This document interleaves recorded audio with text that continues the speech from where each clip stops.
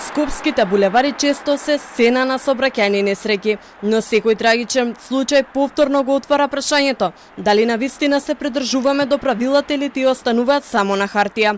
Ограничувањето од 50 км на час е јасно дефинирано во законот, но на терен многу малку знаци го потсетуваат возачот на таа граница. Сообраќајните знаци кои би го означиле ова ограничување се реткост. Некои се избледени, други целосно отстранети или оштетени. Дигиталниот знак на влезот во Скопје, кој јасно го прикажува ограничувањето на брзината и апелира за внимателно возење, е ретка појава. Повеќето улици немаат такви предупредувања, што значи дека голем број возачи несвесно ја прекорачуваат брзината. Дополнително, електронските индикатори што треба да им покажуваат на возачите со колкава брзина се движат, често не функционираат. На една од фреквентните улици во општина Аеродром, ваков дисплеј стои исклучен, без можност да исполни својата цел, да ги предупреди возачите дека возат пребрзо. Лежачките полицајци кои некогаш забавуваат делот сообраќајот, денес се само бледа сенка од својата некогашна функција. Искршени, уништени, во најголем дел непостоечки. Семафорите кои треба да бидат чувари на редот, често се делумно или целосно нефункционални, создавајќи хаос на крстосниците. Пешаците остануваат во дилема, дали да чекаат или да ризикуваат, додека возачите се водат од сопствениот суд, а не од јасни правила. Граѓаните сами ги потврдуваат проблемите. Според нив, нема доволно сообраќајни знаци, а и каде што има не се почитуваат. Велат дека ретка и полициската контрола, па затоа ноќе булеварите се како тркачка патека.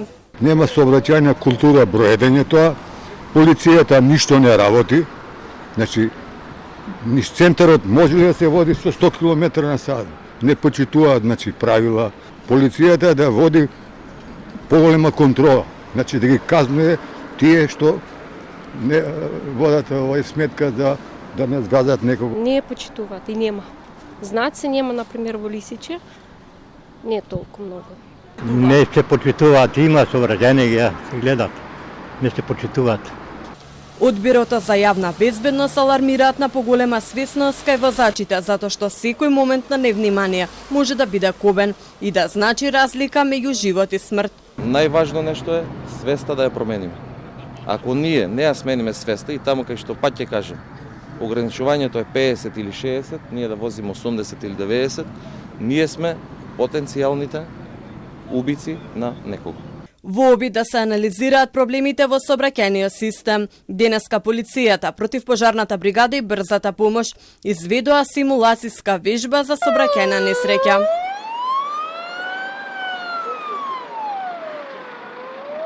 Целта беше јасна, да се тестира координацијата, брзината на реакција и потенцијалните слабости во системот. Ние секојдневно се соочуваме со вакви ситуации и секојдневно интервенираме. Колегите го покажа оно што секој ден се случува во реалниот живот. Сега во моментот функционираме со пополнетост испод 40%, така да е проблематично да се изведе некоја посложена интервенција која да имаме вклучено поголем број на повредени жртви, не да Боже, така да потребата од до екипирање ни е неопходна. Денешната симулација беше потсетник дека системот треба да се подобри, но и дека безбедноста не е само одговорност на институциите, туку на сите нас.